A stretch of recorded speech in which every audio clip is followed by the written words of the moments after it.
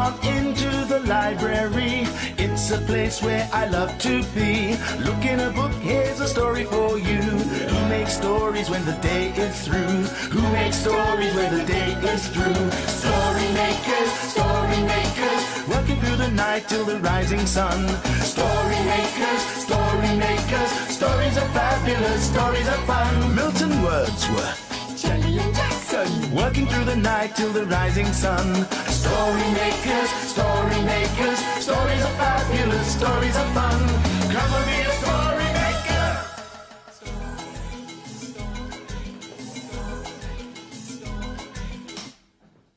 Story makers.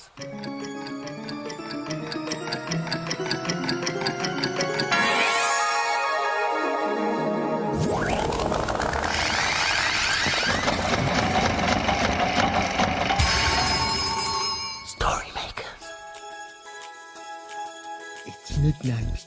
Hello. Has everybody gone? Welcome, one and all. Milton Wordsworth, story maker and magical maestro, at your service. I felt it was time to make up a rhyme like the children were learning today. This poem's all mine. I hope it is fine. If not, I hope you will say. Bravo, well done. It sounded very hard, Jackson. How did you do it? Well, I matched up all the words that end the same way, like rhyme and time and today and say. Oh. Milton, you're good at doing that too, aren't you? Well, yes, it's poetry, and you know how I love poetry. But it can be hard, especially if you can't think of anything that rhymes. What rhymes with jelly? Smelly. I'll tell you what, why don't we make a story about rhyming? Ooh, that's a good idea, I fear.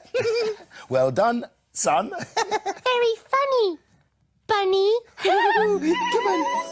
Well, now, let's see. Here are some children's names for a rhyming story. Now for some imagination. Ready to get the machine going? Imagine a story.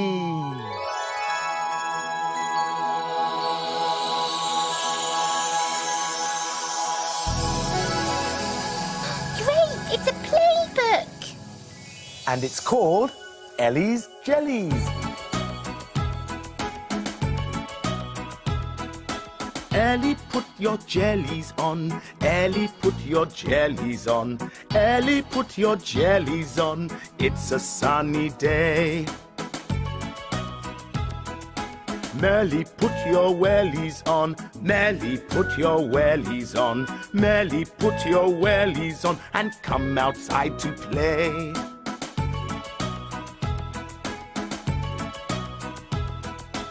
Kimmy, put your swimmies on. Kimmy, put your swimmies on. Kimmy, put your swimmies on and party in the pool.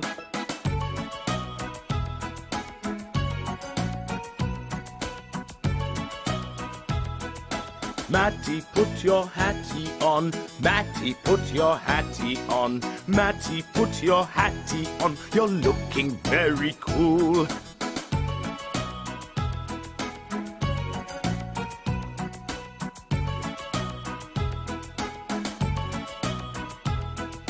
Ginny, put your pinny on. Ginny, put your pinny on. Ginny, put your pinny on. We're making buns for Mum. Tilly, put your frilly on. Tilly, put your frilly on. Tilly, put your frilly on. It's time for party fun.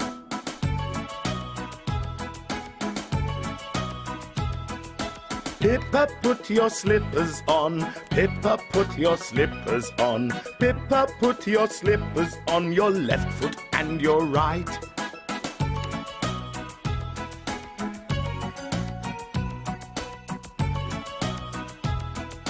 Sammy, put your jammies on. Sammy, put your jammies on. Sammy, put your jammies on. It's time for bed. Night, night.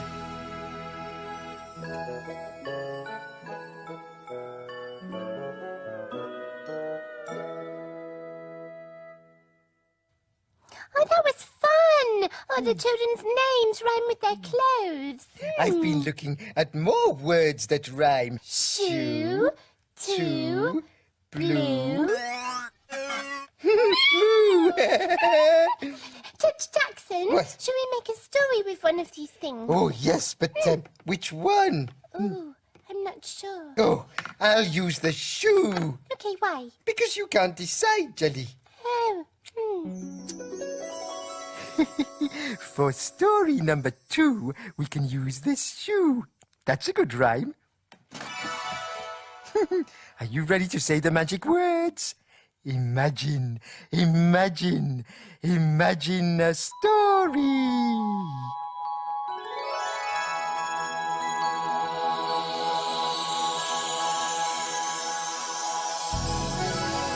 Oh, yes, it's a Barnacle Rock story called Smelly Old Boot. Once upon a tide at Barnacle Rock, something stinky turned up. rise and shine, barnacles under the sea. What's so smelly and pongy? Yes, yes! Chimed the barnacles. Someone is making stinky whiffs! Harry, the seahorse, floated out of the seaweed. Phew-wee, what a pong.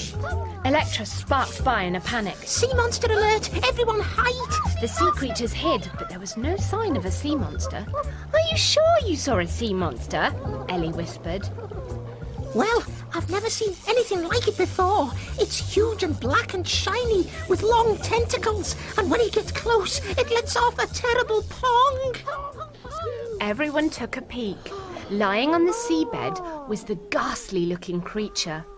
Oh, isn't it horrid? Ellie gasped. And doesn't it pong? Winced Electra. Gruff, the pufferfish, swam out from behind his slimy stone. What's that lovely smell? He asked. Careful, Gruff, it's a sea monster! No, it isn't a sea monster. Grumbled Gruff. I think it's rather lovely. But whatever can it be? Hissed Electra. Perhaps we should ask Papa Clam. Did somebody call? Popper Clam appeared from under the sand. Oh, what's that awful smell? It's a stinky sea monster, shouted the sea creatures. No, it isn't. Said Gruff sulkily. Popper Clam took a closer look. It's not a sea monster. That there creature is an old boot. The people up top put boots on their feet so it won't hurt if they step on something sharp. But why does it smell? Hissed Electra. Old boots get very stinky. This one could make Barnacle Rock smell for weeks. Sighed Popper Clam. All the sea creatures looked glum, except for Gruff, who looked quite pleased. But how can we get rid of it? Ellie groaned. It's so big. Suddenly, Electra screamed. Watch out! Watch out! There's a hook about! A fishing hook had appeared. The creatures swam about wildly. Don't panic, shouted Ellie. I've had an idea. Ellie floated up to the hook and nudged it into the boot. They all watched in amazement as the boot was hauled out of the water. Gruff almost shed a tear. Well done, Ellie. Boomed Popper Clam. It smells better already. Well, that's the end of our whiffy adventure for today, Ellie giggled. We've got one story left, and we've got a blue and a moo and a two. Oh, I know. What? Well, if we put the blue and the moo in the machine, we might get a blue cow story, and then we can put in the number 2 just for fun. Bravo! The blue, the moo, and the number 2. And the final ingredient is your imaginations. Imagine, imagine, imagine a story.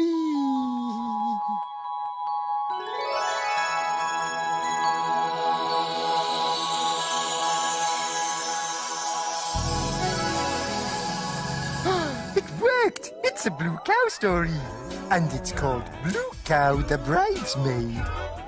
In a field not far away is a herd of cows grazing quietly. One of the cows is most unusual. Blue Cow wonders about the big world beyond her field. One day, Blue Cow could hear some bells ringing, as though they were ringing high up in the sky. I wonder where that magical chiming's coming from. She's off again, said the other cows. So Blue Cow caught the bus that stops beside her field. I'd like a ticket to where there are bells playing, please. There you go, madam. Hold very tight. And they set off for a church.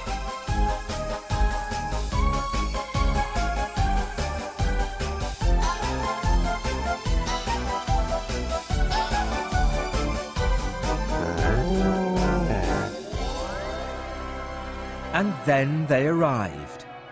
The beautiful ringing sound was coming from the tower of a church. In front of the church there were some people that looked like fairies in pretty dresses, and there were men in tall hats.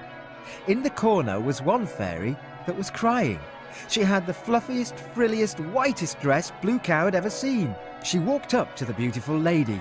Why are you crying? It's my wedding and I've fallen over and hurt my knee and I can't walk down the aisle in the church and everybody's waiting for me. Oh, please don't cry. Blue Cow couldn't bear to see such a pretty face looking so unhappy. If you want me to, I can carry you on my back down the aisle, Blue Cow said. The bride smiled a big, big smile. Her whole face lit up. Oh, thank you. Oh, you could be my chief bridesmaid. The other fairies, who were really bridesmaids, decorated Blue Cow all over with flowers. They were all colours and sizes, and they smelt lovely. Blue Cow felt like a fairy cow. The music in the church started playing, and Blue Cow carried the bride on her back. The bride's dress was flowing, and Blue Cow carried a bouquet of flowers in her mouth. Everyone in the congregation clapped and cheered, for no one had ever seen such a fine wedding procession. After the wedding, the bride threw her bouquet high, high into the air. Everyone hurried around with their arms flapping in the sky. As the flowers came down, Blue Cow leapt up and caught them. You're a lucky cow, said a lady in a fetching yellow outfit. You'll be getting married soon. I think I need to go home first, Blue Cow said, worrying that one of the men in tall hats would have to come and live in her field with her. You'll never guess where I've been. Where have you been? I've been to a wedding and I was a bridesmaid. Everyone knows cows can't be bridesmaids. But we know they can, don't we? I think you should know that it's time to go. Jelly is right. It's no longer night.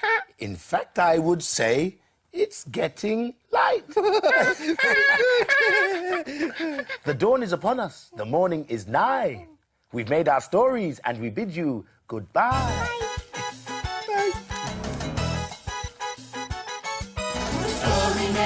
Story makers, working through the night till the rising sun. Story makers, stories are fabulous. Thanks for helping. Bye, story makers. See you again soon.